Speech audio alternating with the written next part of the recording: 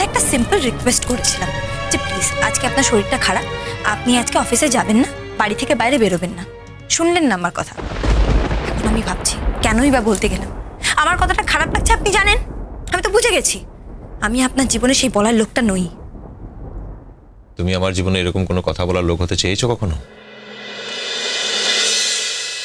একদমই না, আমি এসব কথা ভাবতেও পারি না। তাহলে কথাটা বললে যে? একটা মানুষ অসুস্থ হয়েছিল তাই বলেছিলাম। ও এক্স্যাক্টলি, তাহলে এটা সাধারণ একটা কথার মতো, এর মধ্যে বিশেষ কোনো কথা নেই। অন্য আবার কি থাকবে?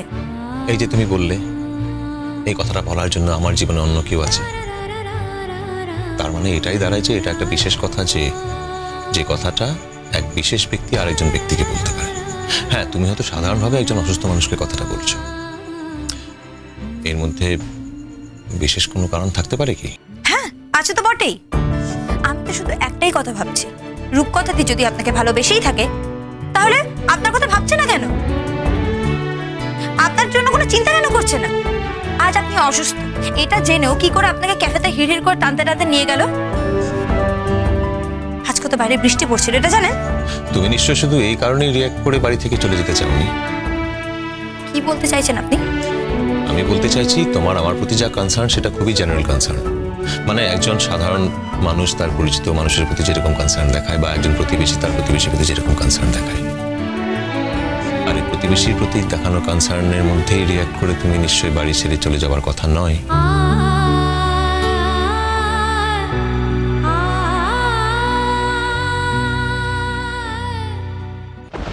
আমি জানি না, আমি কিচ্ছু জানি না। আমি কিন্তু আপনার সঙ্গে এখানে তর্ক করতে আসিনি। ইমন, আমি তোমার সঙ্গে কোনো তর্ক করছি না, শুধু একটা কথা বোঝার চেষ্টা করছি। যদি সবটা আমার জানা বোঝা, তাও কখনো কখনো তোমার কিছু কিছু আচরণে সবটা আবার নতুন করে জানা বা বোঝার প্রয়োজন হয়, এটাও তেমন। আপনি না তখন থেকে কথা ঘুরিয়ে যাচ্ছেন আমার প্রশ্নের উত্তর না দিয়ে। ওকে বলো, তোমার কি প্রশ্ন? এরপর কি করবেন আপনি? এরপর এমনই কিছু একটা হবে যাতে তোমার, আমার, দাদা ভাই আর রূপকথার এই চারজনের জীবন থেকে অশান্তিটা চিরতরে চলে যায়। কি সেটা? কি ঘটবে? যখন ঘটবে দেখতেই পাবে। আমি তো ভেবেছিলাম আমি আপনাদের জীবন থেকে সারা জীবনের মতো চলে গেলে এই সমস্যার সমাধান হবে। তারপর দাদা ভাইও একটা সময় বুঝতে পারবে আর নিজের জীবনের সিদ্ধান্ত নেবে। তারপর আপনি আর রূপকথাতে নিজেদের মতো করে জীবন কাটাতে পারবেন।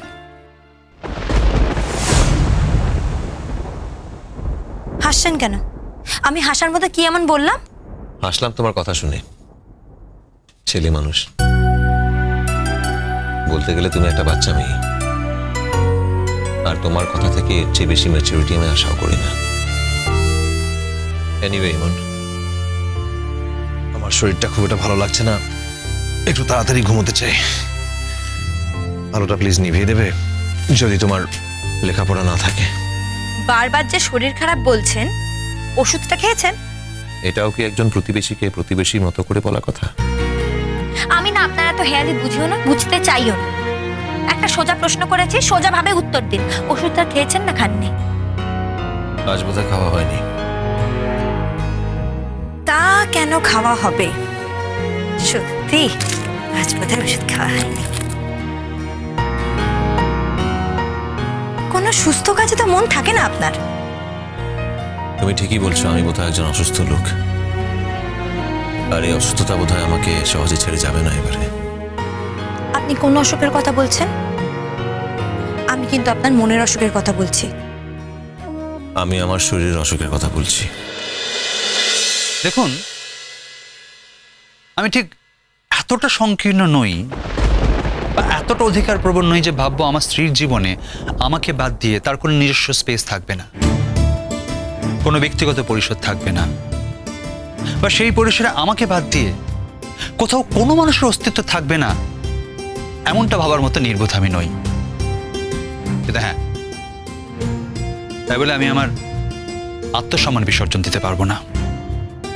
আমি যদি বুঝি ব্যক্তিগত পরিসরে থাকা সেই মানুষটি আপনার জীবনের সব, তাহলে আমি আপনার জীবনে কখনো অনধিকার প্রবেশ করব না, দ্যাটস ফর শিওর। তাই এরপরেও যদি আপনার আমার সঙ্গে থাকতে ইচ্ছে করে তাহলে আপনাকে বুঝিয়ে বলতে হবে ঠিক কি কি কারণে আপনি আমার সঙ্গে থাকতে চান। সেটা কি এই কারণে যে আমার সঙ্গে থাকলে আপনি চোখের সামনে রণকে দেখতে পাবেন, কিংবা আমার সঙ্গে সংসার করলে তার পাশাপাশি আপনি আরেকটা সংসারের স্বপ্ন বুনে চলবেন, যেটা হবে শুধু আপনার আর রণর? না। এতটা নিশ্চিত করে না বলছেন কি করে? কারণ এই সম্ভাবনাটা আমার মনে নেই। মনে ছিল তো? না, ছিল না, কখনোই ছিল না। আমি কখনোই ভাবিনি আপনার সঙ্গে সম্পর্ক থাকাকালীন আড়ালে আরেকটা সম্পর্ক রেখে যাব। তাই যদি থাকতো তাহলে আমি ডেসপারেটলি চেষ্টা করতাম আপনার সঙ্গে যাতে সম্পর্কটা জোড়া লেগে যায়, কিন্তু আমি কখনোই চাইনি আপনাকে ঠকাতে। কিন্তু আজ তো সেটাই চাইছেন। আজ আপনি অতটা ঠকবেন না। হঠাৎ এতটা নিশ্চিত হচ্ছেন কি করে? রণ রিফিউজ করলে বলে? রণ তো আমাকে আজ রিফিউজ করেনি, রণ তো আমাকে অনেকদিন ধরে রিফিউজ করে যাচ্ছে। আর আশ্চর্য ঘটনাটা কি জানেন, রণের সঙ্গে যখনই আমার ব্যক্তিগত কথা হতো তার বেশিরভাগটা জুড়ে থাকতেন শুধু আপনি। রণ আমাকে বারবার বলে গেছে যে আপনি রণর থেকে অনেক বেশি ভালো মানুষ। আমার নাকি আপনাকে পেয়ে ধন্য হয়ে যাওয়া উচিত। আমি যে কথাটা খুব একটা অবিশ্বাস করেছি তা কিন্তু নয়। এবার কিন্তু সত্যি আমার হাসি চাপতে পারছি না। সেটা তো আপনার ব্যাপার। দেখুন, মানুষ হিসেবে আমি আপনাকে ভালো নাও বাসতে পারি, কিন্তু আমি যে আপনাকে শ্রদ্ধা করতে পারবো না এটা আপনার মনে হয় কেন? কি আশ্চর্য, আমি তো আপনার শ্রদ্ধা ভক্তি চাইনি। আমি ভালোবাসা চেয়েছিলাম, নিজের স্ত্রীর কাছে তার ভালোবাসা চেয়েছিলাম। আর সবাই যা চায়। ভালোবাসা একদিনে হয় না তো, সময় লাগে। আর আমার এই ভাঙাচোরা মনটা ঠিক হতেও তো একটু সময় লাগবে। কিন্তু আমি চাই এই ভাঙাচোরা মনটাকে একদম ঠিক করে নিতে। আমি চাই একদম ঠিক হয়ে যেতে। আর এই ভাঙাচোরা মনটাকে ঠিক করার জন্য আমি মেকানিক হিসেবে আপনাকে বেছে নিয়েছি। আপনি চাইলেই যে আমি এই কাজটা নেব সেটা আপনি ভাবছেন কি করে? ভাবিনি তো। আমি শুধুমাত্র আমার ইচ্ছের কথা জানালাম। আপনি চাইলে আমাকে প্রত্যাখ্যান করতেই পারেন। আর আমার জীবনে না প্রত্যাখ্যানের সংখ্যাটা বড্ড বেশি। সেজন্য আপনি যদি আমাকে প্রত্যাখ্যান করেন আমি কিন্তু একটু অবাক হব না। ওষুধটা খেয়ে নিন। ওষুধটা খা। এ কি, আপনার গায়ে তো এখনো বেশ জ্বর। আচ্ছা, আপনি বাড়ির কাউকে এখনো কেন বলেননি?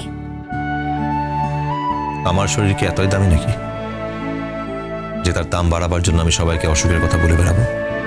তো বেশি কথা বলছেন আপনি আজকে, জানেন তো? ওষুধটা আপনার কখন খাওয়ার কথা ছিল? খেয়ে যাননি কেন? ক্যাফেতে যাওয়ার আগে আপনার তো এটা খেয়ে যাওয়া উচিত ছিল, নাকি আপনার যাওয়ার এতই তাড়া ছিল যে আপনি খেতে ভুলে গেছেন? কোনটা?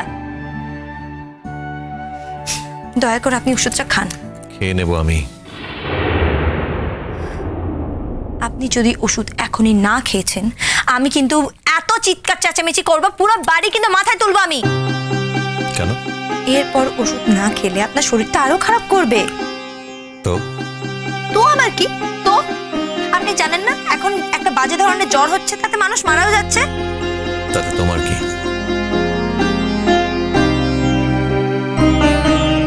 হয়তো আমার মুখে কথাটা শুনলে একটু ন্যাকামো মনে হতে পারে তোমার, জানি এটা প্র্যাকটিক্যালি সম্ভব নয়। তবু মাঝে মধ্যে একবার মরে গিয়ে দেখতে ইচ্ছে করে যে সত্যি তোমার কিছু যায় আসে কিনা।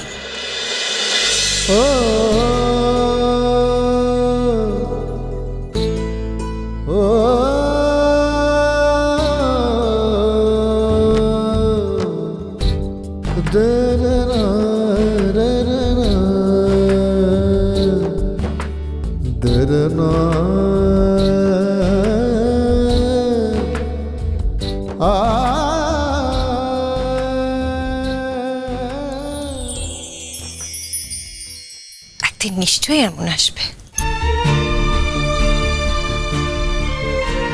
যেদিন আমি নিজেই বাধা পড়বো। আমি সেই দিনটার জন্য অপেক্ষা করব। রূপকথা। দোলা